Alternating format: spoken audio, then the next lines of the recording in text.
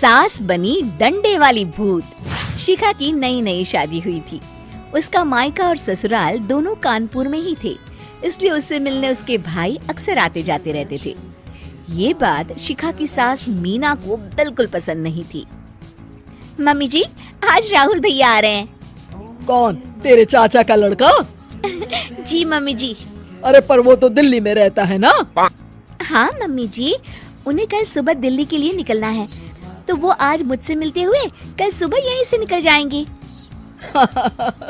हमने तो धर्मशाला खोल रखी है ना। कुछ कहा क्या मम्मी जी? मैंने कहा हाँ, आने दे तेरे भैया को, जमकर खातिरदारी करेंगे। अब तो कुछ करना ही पड़ेगा, इससे पहले कि मेरा घर धर्मशाला बन जाए। ये कैसी बातें कर रही हो मीना? सच ही तो कह रही हूँ। अभी इसकी शादी को साल भर भी नहीं हुआ और आए दिन इसके घर वाले आ धमकते हैं। अरे तो क्या हुआ, वो इसी शहर में रहते हैं तो हाल चाल लेने आ जाते हैं। इस बार मैं उनका हाल और चाल दोनों ही बिगाड़ दूंगी। अब बहुत हो गया जी। अरे ये कैसी बातें कर रही हो? हे भगवान, बस आप तो देखते जाइए। शाम को राहुल आता है। नमस्ते आंटी, कैसे हैं आप लोग? हम लोग तो ठीक है, तुम कैसे हो बेटा? मैं भी अच्छा ही हूँ आंटी। बस आज रात के बाद नहीं रहोगे। चलिए भैया, मैं आपको हमारा घर दिखाती हूँ। रात में खाने के टेबल पर शिखा, रोहित कहीं दिखाई नहीं दे रहा। जी भैया, वो ऑफिस के काम से बाहर गए हैं, कल शाम तक आएंगे। अच्छा अच्छा। बेटा, क्या तुम भूत प्रेत में मानते हो? नहीं नहीं आंटी जी, पर अचानक आपको ये ख्याल कहाँ से आ गया? पता नहीं क्यों, कभी कभी मुझे लगता है जैसे रात के समय बैठक में कोई घूमता रहता है। ये आप क्या कह रही हैं मम्मी जी? हाँ, तुम लोग घबरा ना जाओ, इसलिए मैंने आज तक इस बारे में कुछ नहीं कहा। ये आपका वहम होगा आंटी जी, ऐसा कुछ नहीं होता। हो सकता है।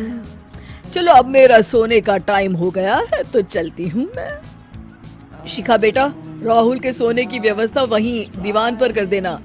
जी पापा जी। अब चलिए भी। अच्छा, तो बैठक में सोने वाले हैं साहबजादे। क्या बड़बड़ा रही हो? कुछ नहीं, आप सो जाइए।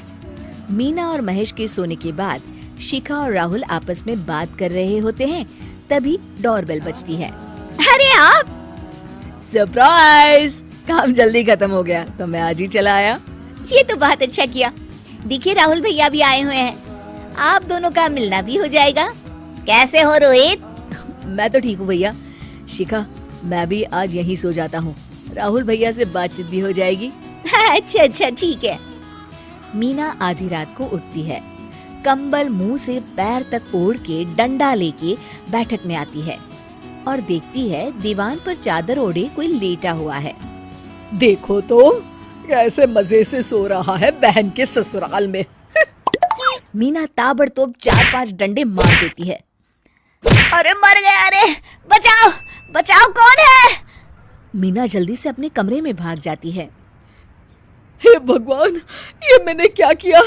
ये रोहित कहाँ से आ गया? लगता है ये नालायक राहुल मेहमानों वाले कमरे में सो गया होगा। आज तो इसकी खैर नहीं। उधर बैठक में, अरे क्या हुआ रोहित? मैं बाथरूम में था, तुम्हारे चिल्लाने की आवाज सुनी। पता है भैया, मैं सो रहा था, अचानक से कोई आकर मुझे डंडे मारने लगा। ये क्या कह रहे हो? लगता है तुम भी आंटी की तरह भूत प्रेत में मानते हो। नहीं नहीं भैया, सच में कोई आया था। मैं तो जा रहा हूँ मेहमानों वाले कमरे में सोने के लिए। इस समय अपने रूम में जाऊंगा तो शिखा की नींद खराब हो जाएगी। ठीक है भाई, जाओ तुम, जहाँ तुम्हारा भूत डंडा लेके ना आ सके। थोड़ी देर बाद मीना कंबल ओढ़ के डंडा लेकर मेहमानों वाले कमरे में पहुंच जाती है। वो बिस्तर पर सोए रोहित को फिर डंडों से मारने लगती है। अरे मर गया, अरे मर गया। तू भूत प्रेत में नहीं मानता ना?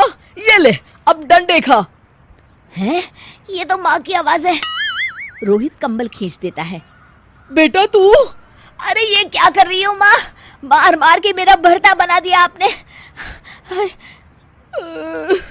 माफ कर दे मेरे लाल, मैंने तो तुझे ही मार मार के लाल कर दिया। मैं तो उस राहुल के बच्चे को सबक सिखाना चाहती थी। राहुल भैया को?